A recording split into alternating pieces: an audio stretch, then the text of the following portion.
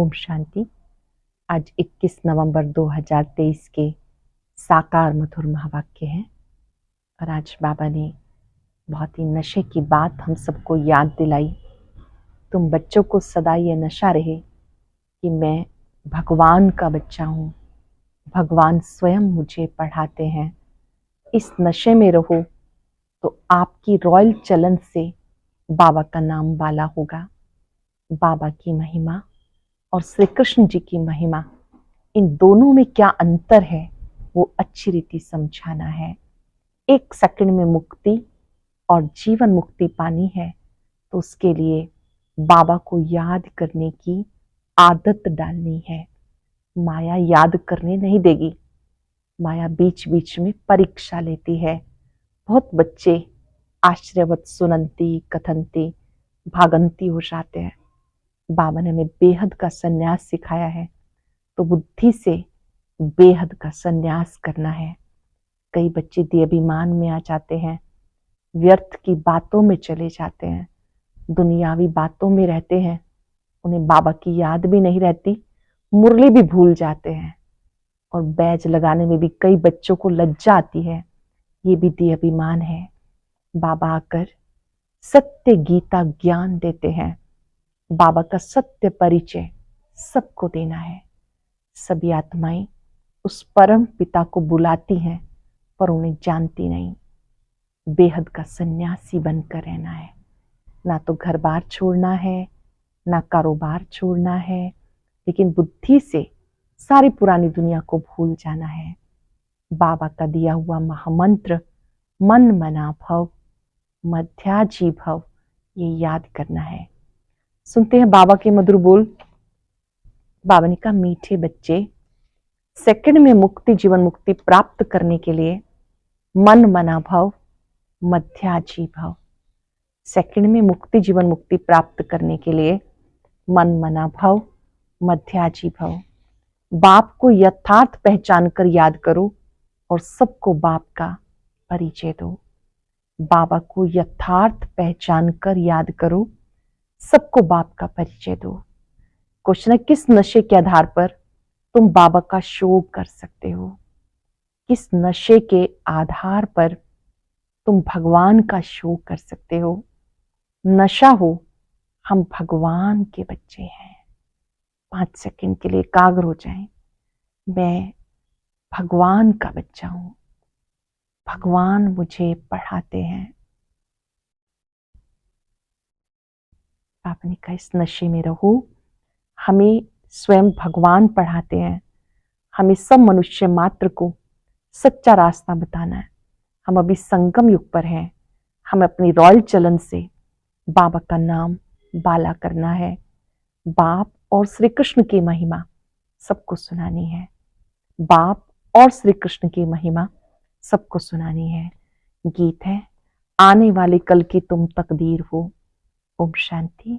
ये गीत तो गाए हुए हैं स्वतंत्रता सेनानियों के, बाकी दुनिया की तकदीर किसको कहा जाता ये भारतवासी नहीं जानते।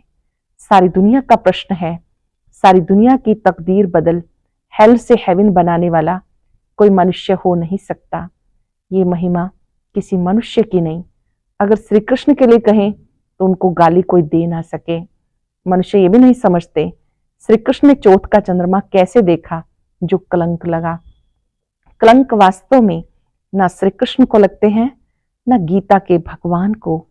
कलंक लगते हैं ब्रह्मा को। श्री कृष्ण को कलंक लगाए भी हैं तो भगाने के। शिव बाबा का तो किसी को भी पता नहीं। ईश्वर के पिछाड़ी भागे हैं जरूर, परंतु ईश्वर तो गाली खा ना सके। ना ईश्वर को ना श्री कृष्ण को गाली दे सकते। दोनों की महिमा जबरदस्त है। श्री कृष्ण की भी महिमा नंबर 1 है। लक्ष्मी नारायण की महिमा इतनी नहीं है क्योंकि वो शादीशुदा है। श्री कृष्ण तो कुमार है, इसलिए उसकी महिमा ज्यादा है। अरे लक्ष्मी नारायण की महिमा भी ऐसे ही गाएंगे, 16 कला संपूर्ण संपूर्ण निर्विकारी। श्री कृष्ण को फिर द्वापर में दिखाया। समझते हैं ये महिमा परंपरा से चली आई। इन बातों को तुम बच्चे जानते हो। ये तो ईश्वरीय नॉलेज है जो हम सुन रहे हैं। ये ईश्वरीय नॉलेज है। ईश्वर ने राम राज्य स्थापन किया।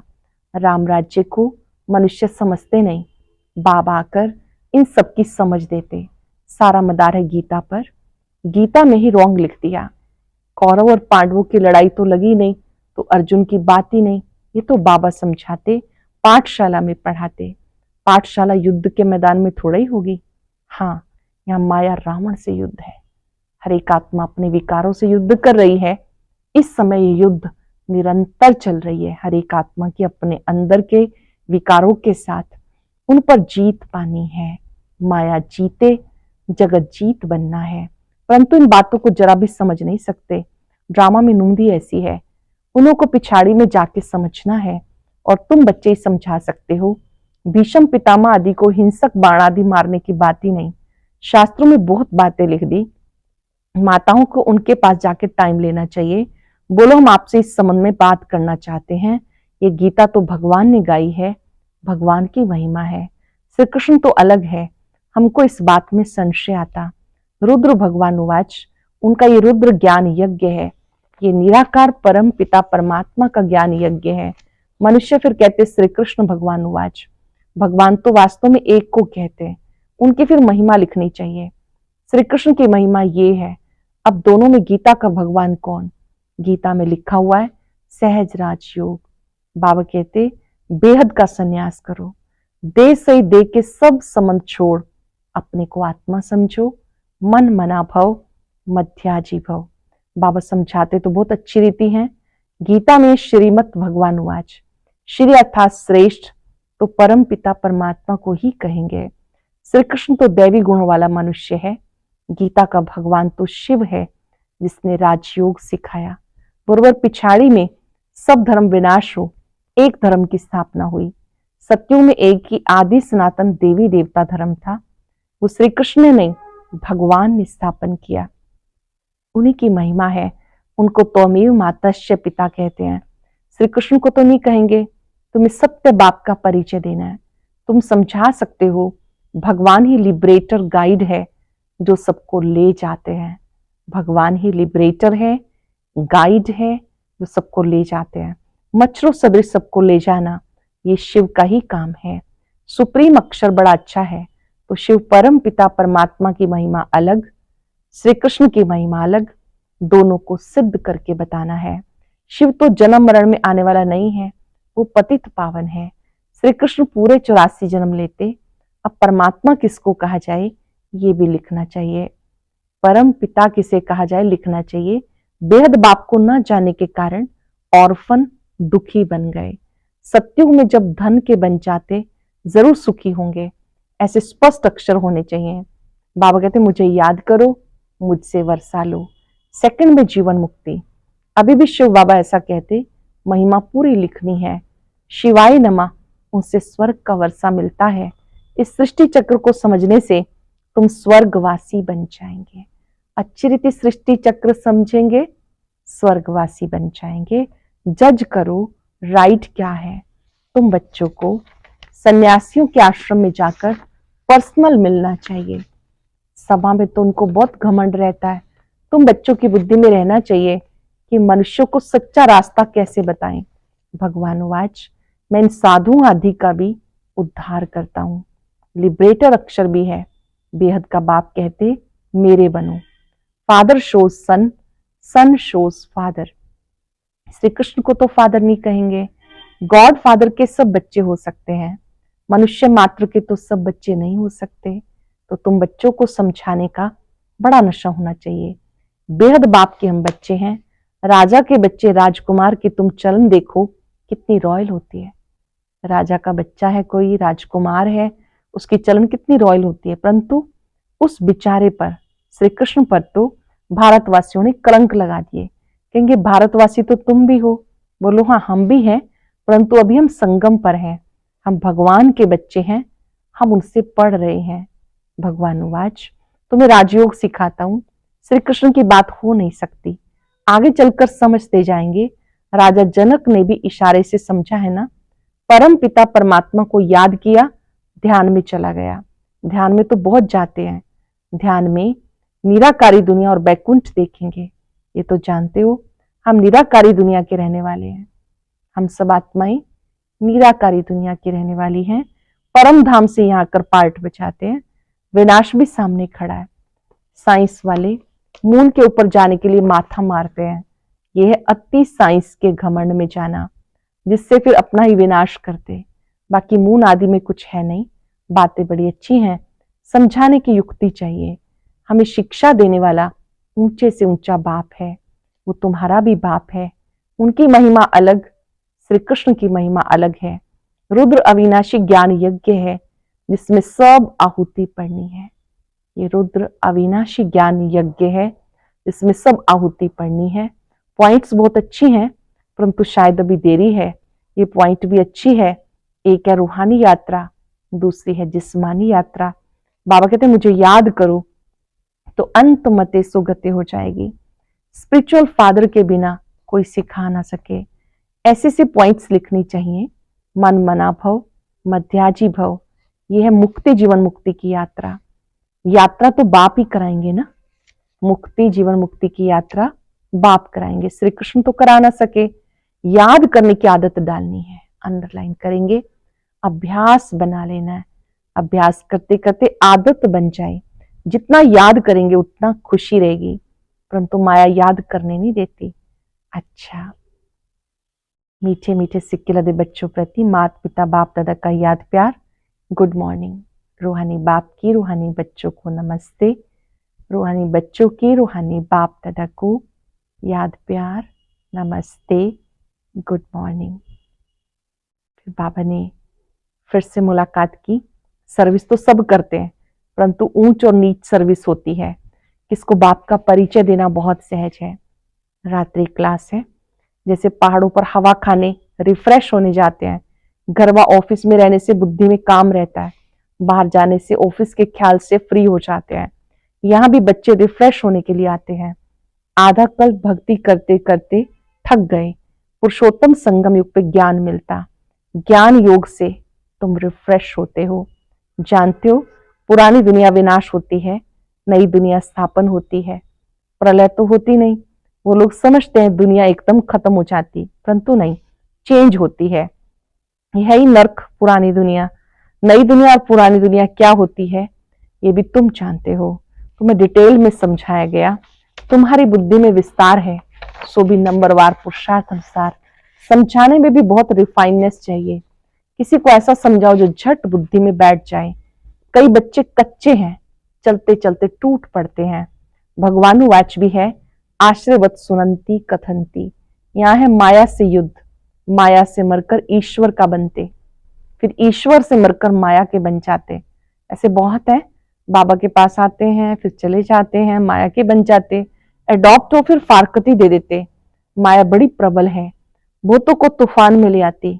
बच्चे भी समझते हार जीत होती है, ये खेल ही हार जीत का है। 5 विकारों से हारे हैं, अब तुम जीतने का पुरुषार्थ करते हो। आखिरी जीत तुम्हारी है। जब बाप के बने तो पक्का बनना चाहिए। देखते हो माया कितना टेम्पटेशन देती है। कई बार ध्यान दीदार में जाने से भी खेल खलास हो जाता। ध्यान दीदार की इच्छा रखते हैं, फिर वहां पर भी खेल खलास हो जाता। तुम बच्चों की बुद्धि में है 84 का चक्र लगाकर पूरा किया। देवता, क्षत्रिय, वैश्य, शूद्र बने, अभी शूद्र से ब्राह्मण बने। ब्राह्मण बन फिर देवता बन जाते हैं, ये भूलना नहीं। ब्राह्मण है फिर हम देवता बन जाते, ये बात भूलना नहीं। अगर ये भी भूलते हो तो पांव पीछे हट जाते हैं, फिर दुनियावी बातों में लग जाते हैं। मुरली भी याद नहीं रहती। दुनियावी बातों में चले जाएंगे तो मुरली याद नहीं रहती। याद की यात्रा भी डिफिकल्ट भासती है, ये भी वंडर है। कई बच्चों को बैज लगाने में लज्जा आती, ये भी देहाभिमान है ना। गाली तो खानी है। ये बैज बाबा कहते ये तो आपका सुरक्षा कवच है। नियम धारणाओं पर चलते हैं, बाबा की श्रीमत का पालन करते हैं, तो ये बैज लगा के रखना है। पर कईयों को लज्जा आती है, लगाते ही नहीं, देहाभिमान है। जिन्हें मिला हुआ उन्हें लगा के रखना, जिन्हें नहीं मिला हुआ है उन्हें योग्य बनना है कि हम बैज ले सकें। सेंटर पर अपनी निमित्त आत्माओं से सारी नियम धारणाएं पूछकर उन्हें फॉलो कर फिर बैज लेना है।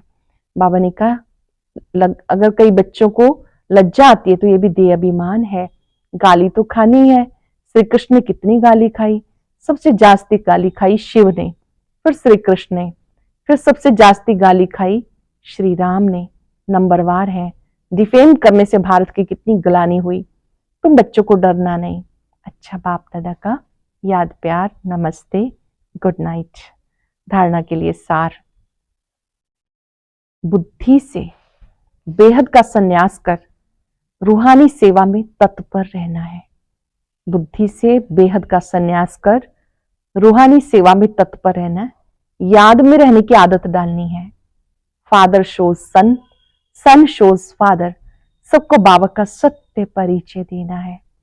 पिता से बच्चों का शो होता है, बच्चों से पिता का होता है, तो बाबा का सत्य परिचय देना है। सेकंड में जीवन मुक्ति का रास्ता बताना है। वरदान है मनसा और वाचा के मेल द्वारा जादू मंत्र करने वाले नवीनता और विशेषता संपन्न भव। मनसा और वाचा के खेल द्वारा जादू मंत्र करने वाले नवीनता और विशेषता संपन्न भव। मनसा और वाचा दोनों का मिलन जादू मंत्र का काम करता है। इससे संगठन की छोटी छोटी बातें ऐसे समाप्त हो जाएंगी जो आप सोचेंगे तो जादू हो गया।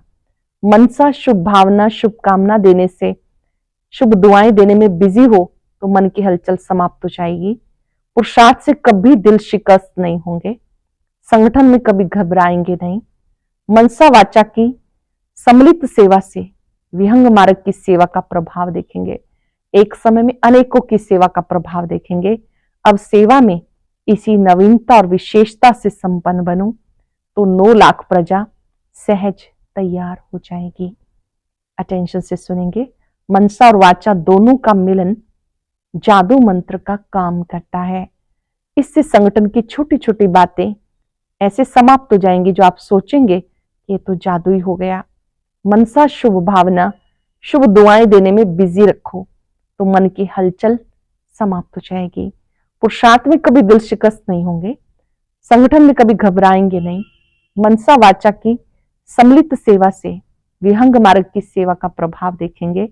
अब सेवा में इस नवीनता और विशेषता से संपन्न बनो तो 9 लाख प्रजा सहज ही तैयार हो जाएगी।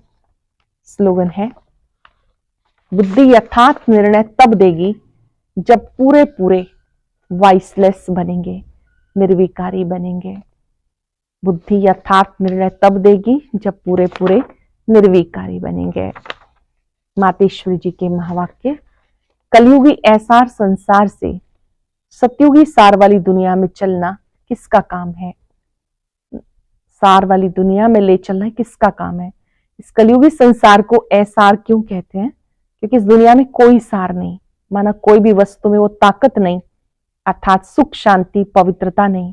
जो इस सृष्टि पर कोई समय सुख शांति पवित्रता थी, अब वो ताकत नहीं, क्योंकि सृष्टि में 5 भूतों की प्रवेशता है। इसलिए सृष्टि को भय का सागर, कर्म बंधन का सागर कहते हैं। इसलिए मनुष्य दुखी हो परमात्मा को पुकार रहे हैं, परमात्मा में भव सागर से पार करो। इससे सिद्ध है जरूर कोई अभय निर्भयता का भी संसार है इसमें चलना चाहते हैं। इसलिए इस संसार को पाप का संसार कहते हैं, सागर कहते हैं, जिससे पार कर पुण्य आत्मा वाली दुनिया में चलना चाहते हैं। तो दुनिया 2 है, एक सतयुगी सार वाली दुनिया, दूसरी कलयुगी ऐसार दुनिया। एक तरफ सतयुगी दुनिया, दूसरी तरफ कलयुगी ऐसार दुनिया। दोनों दुनियाएं इस सृष्टि पर होती हैं। आज हम सब अभ्यास करेंगे। मैं विशेषता संपन्न आत्मा हूं। भ्रिकुटी सिंहासन पर अपने ज्योति बिंदु रूप को देखें। मैं एक विशेष आत्मा हूं जिसे भगवान ने चुना, अपना बनाया, अपना भाग्य बनाने के लिए कलम दी।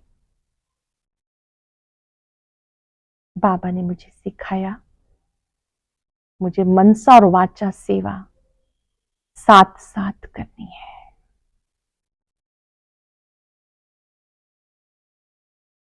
सबके प्रति शुभ भावना, शुभकामना। सभी आत्माएं बाबा के बच्चे हैं। संगठन बाबा का है, परिवार बाबा का है।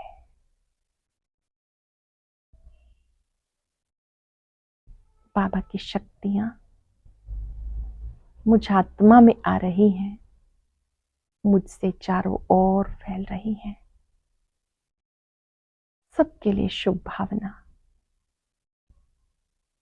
सभी प्रभु प्रिय आत्माएं हैं, स्वपरिवर्तक आत्माएं हैं। सबका जीवन खुशहाल बने, सभी परमात्म छत्र छाया में रहे। ये देवकुल की महान आत्माएं हैं, विशेषता संपन्न है। बाबा से शक्तियां लेते जाएं, सबको देते जाएं। शुक्रिया बाबा, शुक्रिया। और अब सुनते हैं आज का अव्यक्त ज्ञान मोती।